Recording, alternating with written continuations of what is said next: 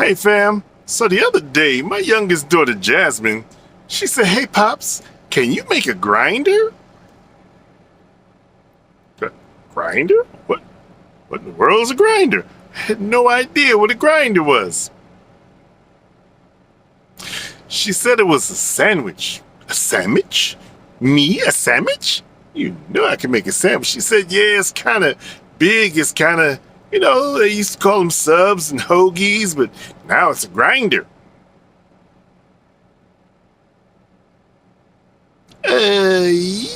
Yeah. I got you a grinder. I thought, say grinders like me. I work all the time. I'd be grinding. But a sandwich? A grinder?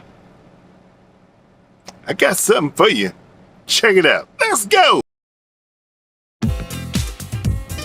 Hi, my name is T. I am not a chef. Actually, I'm a truck driver.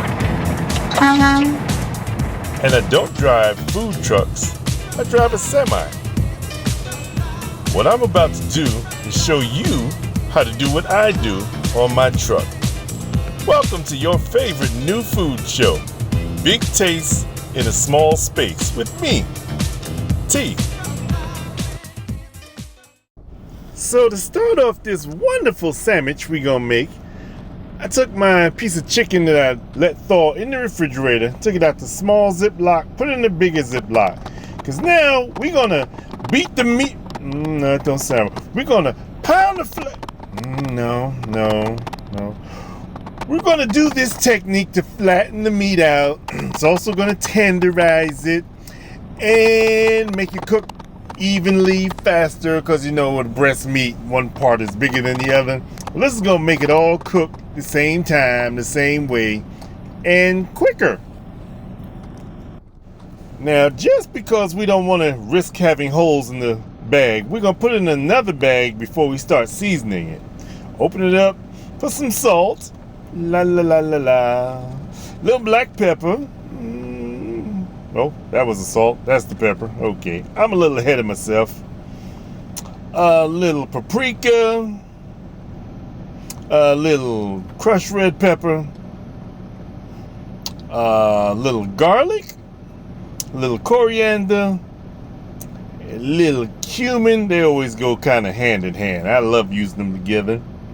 A little cayenne pepper, some Worcestershire sauce, a little soy sauce, a little sweet soy sauce. That's going to help caramelize it. And a little olive oil. That's it. Close up the bag, mix it around, squishy, movie. You know how we do it. La. Play with it. Not gonna say it. Play with it. Let the air out. Let it marinate for 30 minutes or more. Then get your hot plate on, because we got a couple things to do with this grinder. This is mushrooms. Mushroom police, shut up. Put my mushrooms in a pan with a little bit of water first. The reason I put the water in, because mushrooms are kind of like a sponge. And if you put oil in there first, you're going to suck up the oil, then you're going to put more, and it's going to suck up the oil. Next thing you know, you're going to have greasy mushrooms. So what you do, you put the water in first. They're going to suck up the water. They're going to release the water. Then you put some oil in there. Because when they suck it up, it's like little pockets. And when they release, collapses those pockets, and now you can put oil, and you're not going to have greasy mushrooms when you're done. So stir your mushrooms around, you flip. I make a mess, I clean up the mess, I flip. Your mushrooms, you'll see them shrinking some. Cool. And when they're down, when the water evaporates, when things are starting to look good, you stir. That's when you add a little olive oil, because now the water's gone. Put the olive oil. You put I put my famous peppers, sweet peppers. Put some onion in there, some jalapeno. Cook that all together. Yeah. You don't want to have this raw stuff in your sandwich. So, cook it down, saute. We're sauteing today, people. So you cook it down just a little bit. Don't want it mushy, don't want it hard. Take it out the pan, cool. Wipe out the pan just a little bit. And these are those bacon strips, fake bacon strips, because I don't eat pork. So if you do, use real bacon. This is Morningstar, faking bacon. And you cook it just like bacon. Probably doesn't have to cook as long, but they will get crispy. You taste them. Well, if you're a bacon connoisseur, you'll notice the difference. But for us people who don't eat pork, don't eat bacon, these are wonderful. We can get that bacon flavor without the pork juice. It's a beautiful thing. I think even my daughter will eat that. So, take your bacon out the pan when it's nice and crispy. And you're on to the next step. Next step, little olive oil. And now, your chicken has been marinated for a good little minute. You put your bird in the pan. You hear it sizzle, sizzle. Ooh, sizzling is a good thing. Yeah. Turn it up a little more. That's what I just did. Let the oil make sure it gets on the sides of this bird too. We want all this bird to cook nice and well and good. And of course, I'm speeding this up because otherwise I'll be here all day. I move the pan around sometimes because sometimes my truck's not level. So I don't want the oil just to be on one side and don't get both sides. So that's what I gotta do. You'll see the chicken on the side starts to turn a little color, starts to get a little whitish instead of pink. That's how you know it's cooking very well.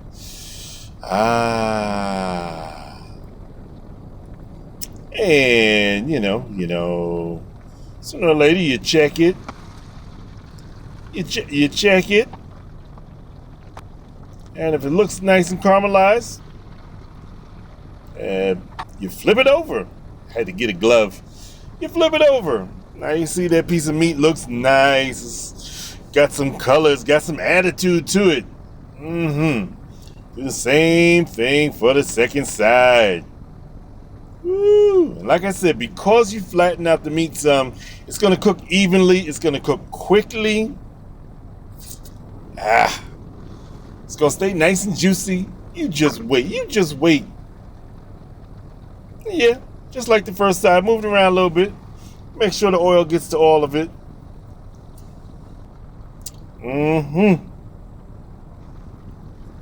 My mouth's watering again, people. There you go. That's the second side that you just had down. It looks that good, take it out the pan. You can turn your pan off for a minute. And bam, that's what it looks like. You gotta let your meat rest for a little while. Let the juices reconstitute. Cut it in half just to show you that it was cooked. Then I cut it in pieces. Then I bought about 4 slices of roast beef from the deli. Put that in the pan just to cook it a little bit. Got my bread out. Burnt some of it. Cut it in half. Put it in the toaster. Put some mayo. Spread the mayo. Put some lettuce. Lay down some Kobe cheese I've never had before. Try it out. So put that down. Put my hot roast beef down on top of the cheese. Fire up, put the chicken back in the pan, put some of this Nashville red hot wing sauce on top, just to coat it. Get some Swiss cheese, put that on top of the meat. Then I put my chicken on top of the Swiss with the coating, put the garnishes on top, put those pieces of faking bacon, and bam! So at this point, it's time to serve it up. Your grinder with lettuce, Kobe cheese, roast beef, Swiss, chicken breasts with that Nashville, Tennessee hot wing sauce on top, sauteed mushrooms, sweet peppers, and onions. Put the top on and see if you can eat it all. I did. It wasn't easy. I was planning on making a whole one. Oh, I'd have never got through that. And the potato salad in the back. Oh, no, I didn't make that, but I did doctor it up. Can't eat straight out the package, people. Come on. So there you go, your grinder. Oh, and before I go, I want to give a shout out to Crystal and Thaddeus. They got their own little food truck going on. They doing their thing. It's called Sip and Slide. Y'all need to check it out. It's in North Carolina. If anybody in North Carolina know my kids, y'all need to go check it out. She came over and had some of my food. He got stuck home with the kids. Sorry, bro. But hey, I'll be back soon. Don't worry. Sip and Slide. What's up, y'all? They watch me all the time. I love it. Well, there you go. My grinder sandwich. And hey, if you want me to make something for you, let me know. Leave me a message. We'll try it out.